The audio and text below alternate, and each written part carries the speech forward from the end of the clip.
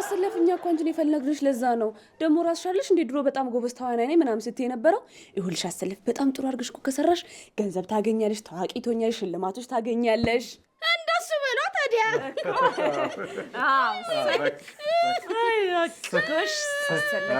ጀመረኝ። አክሽን! በቃ እናታችን ታመመች አይደለ? እሻው ምንድነው የምናረገው? ምን አውቃለሁ። በዛ ላይ መድኃኒት መግዣ እስከየት ነው የምናመጣው? ወይኔ ለምን እንደዚህ አናደርግም? ለምን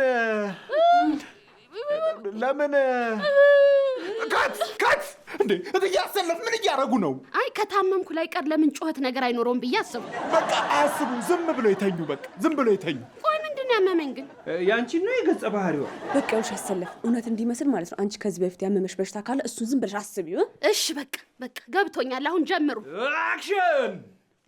እናታችን ታመመች ማለት አይደል? እሻው ምንድነው የምናረገው?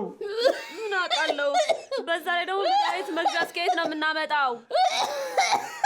ለምን እንደዚህ አናረግም? ምን